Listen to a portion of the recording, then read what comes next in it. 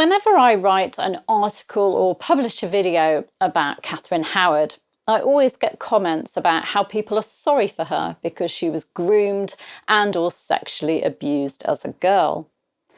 But was Henry VIII's fifth wife actually groomed or abused by her music teacher Henry Manox and her step-grandmother's employee Francis Dereham? What is the evidence? What do the primary sources say about this? The idea that Catherine Howard was sexually abused during her time in the Dowager Duchess of Norfolk's household by first Manox and then Durham was first put forward by historian Retha Warnick and then expanded upon by historian Connor Byrne. And it's a prevalent idea on social media. Now, before I begin, I want to make it clear that I'm in no way condoning grooming or abuse. I'm not trying to deny anyone's experience or to belittle it. I'm simply going to look at what the primary sources tell us. And by that, I mean the sources from the 16th century, from witness statements at Catherine's fall in 1541 and 1542, from people who were actually there. And I've spent a lot of time reading these sources as I've been working on my book, The Fall of Catherine Howard, A Countdown, for many years now, on and off, and it's still not finished. No one will ever know what really happened, but we can come to some informed conclusions. But first, I want to mention Catherine's age. As with many Tudor people, we don't know Catherine's birth date. This is because when she was born, it wasn't necessary to register births. However, historian Gareth Russell, author of what I see as the Catherine Howard Bible, Young and Fair and Damned, has pieced together various bits of evidence such as family wills and bequests, a comment made by the French ambassador Charles de Marillac about her age, the rules governing the employment of maids of honour, and circumstantial evidence to dismiss a date as late as 1525 and to dismiss as early as 1518, and to conclude that Catherine was probably born in 1522 or 1523. Why am I talking about Catherine's age? Well, it is relevant when we consider her relationships with Manox, Derham, the King, and Thomas Culpeper, particularly when a lot of comments mention her being just a child when she was involved with these men. Catherine joined her step-grandmother's household in 1531 after her father took up the position of controller of Calais. Her mother was dead and Catherine needed to be cared for. It was quite normal in Tudor times for children to be brought up as wards in a household of an important and influential person. It was seen as a wonderful opportunity for them, and it was. Agnes Tilney was a wealthy and important woman.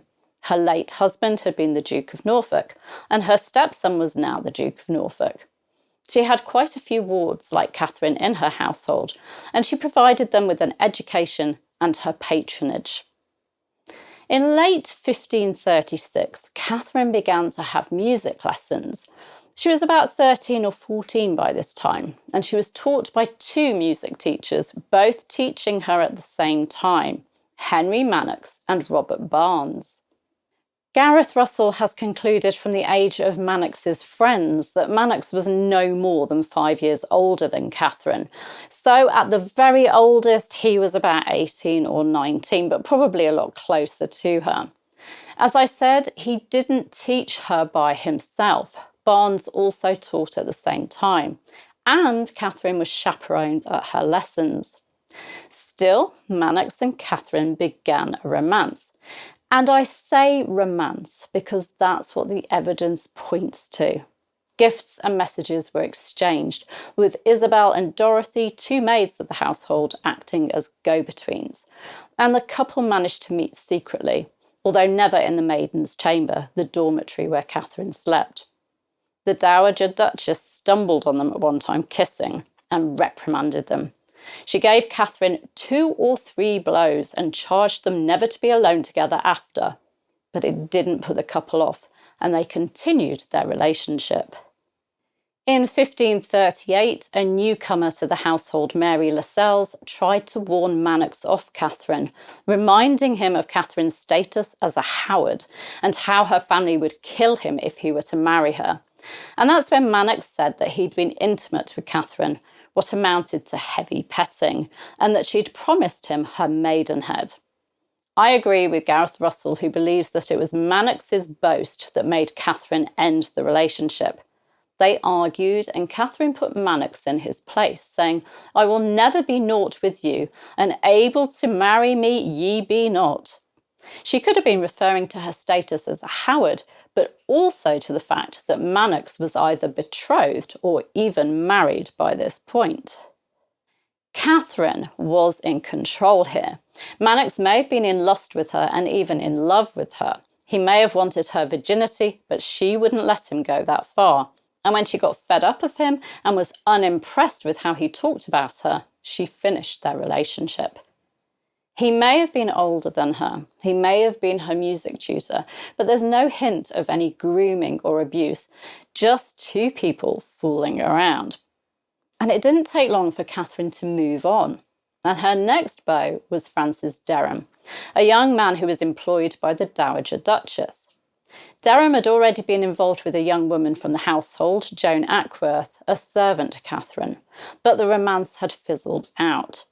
He and his friend Edward Waldegrave, who was involved with another girl in the household, would visit the maiden's chamber, that dormitory, at night for midnight feasts. And, of course, some fooling around.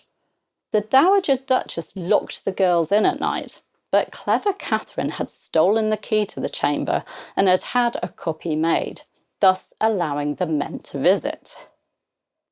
We know from eyewitnesses that this time Katherine went further than kissing and heavy petting. She lost her virginity to Durham. It's worth pointing out at this point that the maiden's chamber was a dormitory-like room shared by the girls of the household, and these girls even shared beds. So Durham and Katherine had no privacy, and what they got up to those nights was witnessed by a number of people. Alice Restwold, for example, who shared Katherine's bed, was so annoyed by the couple's lovemaking that she asked to swap beds with another girl. Gareth Russell combed the witness statements from 1541, testimonies from those present in the dormitory on those nights in 1538, and concluded that they proved beyond a shadow of a doubt that their relationship was consensual. It wasn't sensible, and I don't believe for 1 minute that Durham was a top bloke. From everything I've read, he comes across as incredibly arrogant. But there's no hint from anyone in the household that Katherine was unhappy with what was going on. It was a romance. Oh, and the Dowager Duchess found out, coming across the couple and striking both of them. But once again, it did no good. Durham appears to have been keen on the idea of marriage and seems to have assumed that they would get married. The couple even called each other husband and wife, but Katherine got tired of Durham. Again, Katherine was in control. When she was offered the opportunity in late 1539 to go to court in readiness to serve Anne of Cleves, who was to become Henry VIII's fourth wife, Katherine jumped at her and was happy to leave Durham behind her. Catherine Howard would have been about 16 or 17 when she went to court to become a maid of honour. There she met Thomas Culpeper, a groom of the King's Privy Chamber who'd been at court since childhood. It was a very short-lived romance this time round. Culpeper appears to have wanted a full sexual relationship, and this time Katherine didn't want to rush into that. So Culpeper broke it off and moved on, leaving a distraught Katherine. Francis Dereham heard of the romance and rushed to court, telling Katherine that she was his. Katherine was firm, telling him, "I will not have you." In the meantime, 48-year-old Henry VIII was not happy with his new wife, and it wasn't long before his eyes settled on Catherine Howard. There was obviously a huge age gap between Henry VIII and Catherine Howard, but it wasn't seen as unusual or anything untoward in Tudor times. In fact, it was seen as beneficial. The young woman got a man who was financially stable and could look after her, and the man got a woman who had plenty of fertile years ahead of her to provide him with heirs and spares. And of course, Henry's good friend, Charles Brandon, Duke of Suffolk, had married his 14-year-old ward back in 1533 when he'd been about 49, and they'd had a successful marriage. There's no evidence to suggest that Catherine Howard wasn't happy with the king's advances, and there's certainly no evidence at all that the Howards pushed her at the king. I expect they were actually panicking with what they knew about her past. Henry VIII married Catherine Howard on the 28th of July 1540, less than 3 weeks after his marriage to Anne of Cleves had been annulled. He seems to have doted on Catherine, showering her with gifts, and she gave him a new lease of life for a time. He started getting up early to go hunting and was described as in good spirits and good humour. But in February 1541, the king became seriously ill, and when he recovered, his spirits were low and he was volatile, going without seeing his queen or allowing her to come to his room for a time. But this was just temporary, and he recovered his spirits, and in March 1541 there was a lavish water pageant for Catherine on the Thames. However, during Holy Week of 1541, Catherine Howard sought out Thomas Culpeper. On Maundy Thursday, one of Catherine's ladies, Chamberlain Lady Rochford, arranged a meeting between the Queen and Culpeper. Usher Henry Webb was asked to fetch Culpeper, and Catherine gave him a velvet cap as a gift, asking him to keep it under his cloak until he got back to his rooms. Culpeper flirtatiously mocked the Queen, and Catherine got cross about him being ungrateful for the gift. She decided that she would have nothing more to do with him, and she didn't for a good few weeks. But then Culpeper became ill. Catherine was worried about him, and so sent one of her pages with meals for him. Culpeper recovered and was well enough to attend on the king during the royal progress to the north. It was during this progress, which set off on the 30th of June 1541 and returned at the end of that October, that Catherine had secret meetings with Culpeper, which included one in her chamber at Lincoln, which lasted from 11 p.m. until 4 a.m. And it was also during that progress that Durham came back into Catherine's life. He had been wanting a position in her household for some time, but the Howards had employed him and tried to keep him away from Catherine. However, on the 25th of August, he turned up at Pontefract, and Catherine was forced to appoint him as a gentleman usher. The arrogant Durham was a loose cannon. He argued with Catherine's other servants and boasted of his closeness to the Queen, causing Catherine to give him gifts and money to shut up and behave. While Catherine and the king were on their royal progress, Archbishop Cranmer was given some information by a man named John Lascelles about the Queen's past. Lascelles was the brother of Mary Hall, née Lascelles, who'd been with Catherine in the Dowager Duchess's household, the very young woman who'd tried to warn Henry Manox off Catherine. When Lascelles had advised his sister to try and get a position in the Queen's household, Mary said she didn't want to, because the Queen was light both in living and conditions. When her brother asked her to explain, Mary told him all about Catherine's relationships with Manox and Durham, explaining that one Francis Dereham had lain in bed with her in his doublet and hose between the sheets 100 nights, and a maid in the house had said she would lie no longer with her because she knew not what matrimony was. Moreover, one Manox, a servant of the Duchess, knew a privy mark on her body. John Lascelles felt that he couldn't keep this to himself and went to Cranmer. Cranmer discussed what he'd been told with Lord Chancellor Thomas Audley and Edward Seymour, Earl of Hertford, and they advised him to write it all down in a letter to the king. This letter, of course, led to an investigation into the Queen's past, which also uncovered her present entanglement with Thomas Culpeper. During the investigation, members of the Dowager Duchess's household were questioned, members of the Howard and Tilney families were questioned, and of course the men and Catherine too. To cut a very long story short, Catherine Howard, Henry Manox, Francis Dereham and Thomas Culpeper confessed to everything, and letters written by Catherine to Culpeper were found and examined. Catherine Howard and Thomas Culpeper denied a full-blown sexual relationship, but Culpeper admitted that he intended and meant to do ill with the Queen, and that likewise the Queen was so minded with him. That was enough to condemn him. The Treason Act of 1534 stated that those who do maliciously wish, will, or desire by words or writing, or by craft imagine, invent, practice, or attempt any bodily harm to be done or committed to the King's most royal person, the Queen's, or the heirs apparent, were guilty of high treason. Intention was all that was needed. And Katherine's employment of Durham was seen as evidence that she wanted to, and I quote, return to her abominable life. Regarding her relationship with Francis Dereham, Katherine Howard made a full and detailed confession to Archbishop Thomas Cranmer, in which she confessed to sleeping with him and calling him husband. Later, she changed her mind and gave what Gareth Russell describes as a new and thoroughly unbelievable version of events, alleging that Dereham had raped her and that she'd never been a willing participant in the relationship she'd had in the Dowager Duchess's household. This just isn't corroborated by anyone else, and I think it was pure panic which led to Katherine changing her story. It wasn't believed then, and I'm sorry, but I don't believe it now. I know there'll be some who condemn me for not believing Katherine, but there is no reason for others in the household to lie or to try and protect Manox and Dereham. Alice Restwold, for example, would have noticed if Dereham had raped Katherine while she was in that same bed, and she had no reason to try and protect him. I can't say that my research has led me to like Manox and Dereham. They sound pretty horrible, but I don't believe they abused Katherine.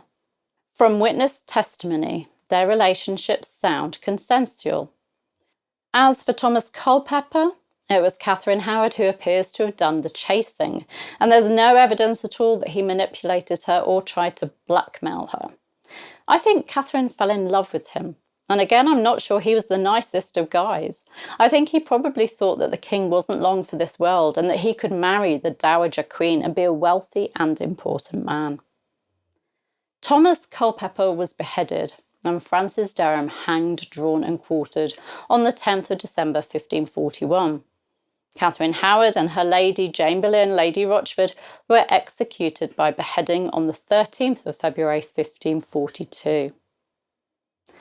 After I'd finished putting together my notes for this talk, I received a comment on YouTube saying that Katherine was definitely abused because a 13-year-old can't consent to a relationship with grown men, that she was used and abused by the men in her life and died barely an adult.